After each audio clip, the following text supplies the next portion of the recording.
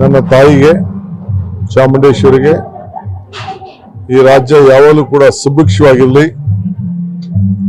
ಮಳೆ, ರೈತರ ಬದುಕು, ವರ್ತಕರ ವ್ಯಾಪಾರ,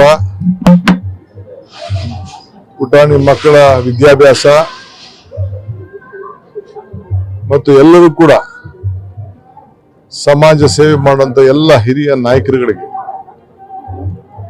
ಒಳ್ಳೆ ರಾಜ್ಯಕ್ಕೆ ಸೇವೆ ಮಾಡುವಂತ ಶಕ್ತಿ, ತಾಳ್ಮೆ ಯಾವಾಗಲೂ ಕೂಡ ಸಿಗಲಿ ಅಂತೇಳಿ ಪ್ರಾರ್ಥಿಸಿ ಈ ರಾಜ್ಯದಲ್ಲಿ ಒಂದು ಉತ್ತಮವಾದಂತ ಆಡಳಿತವನ್ನು ಕೊಡಬೇಕು, ಸಾಕ್ಷಿಗುಡ್ಡೆ ಬಿಟ್ಟು ಹೋಗ್ಬೇಕು ಅನ್ನೋದು ನನ್ನ ಧ್ಯೇಯ. ಸೊ ಎಲ್ಲರೂ ಕೂಡ ಸಮಾನತೆಯಿಂದ ತೆಗೆದುಕೊಂಡು ಹೋಗ್ಬೇಕಾದ್ದು ನನ್ನ ಧರ್ಮ.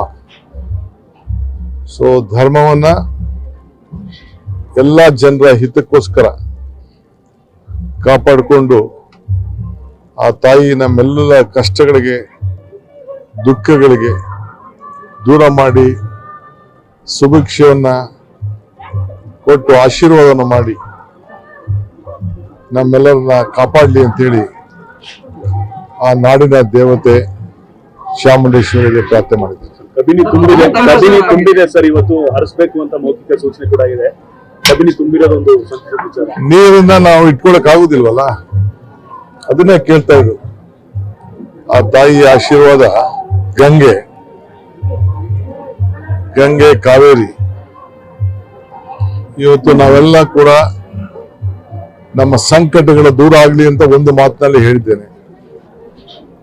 ಸೊ ಕಾವೇರಿನ ನಂಬ್ಕೊಂಡಿರುವಂತ ಎಲ್ಲ ರೈತರಿಗೆ, ವರ್ತಕರಿಗೆ, ಇಂಡಸ್ಟ್ರೀಸ್ ಅವ್ರಿಗೆ, ತಮಿಳುನಾಡವ್ರಿಗೆ, ಪಾಂಡಿಚೇರಿಯವ್ರಿಗೆ, ಬೆಂಗಳೂರಿನವ್ರಿಗೆ, ಮಂಡ್ಯ, ಮೈಸೂರು ಏನು ಉದ್ದಕ್ಕೂ ಇರುವಂತ ಎಲ್ಲ ಏನು ಆ ತಾಯಿ ಚಾಮುಂಡೇಶ್ವರಿ ಅನುಗ್ರಹದಿಂದ ಈ ಕಾವೇರಿಯ ಸ್ವರೂಪಿ ಏನು ಹರಿದು ಆಗ್ತಾ ಇದ್ದಾರೆ, ಪ್ರಾಣಿ ಪಕ್ಷಿಗಳಾದಿಯಾಗಿ ಎಲ್ಲರೂ ಕೂಡ ನೆಮ್ಮದಿಯಿಂದ ಬದುಕಬೇಕು, ಇದೇ ನಮ್ಮೆಲ್ಲರ ಸಂಕಲ್ಪ ಕೂಡ ಇದೆ.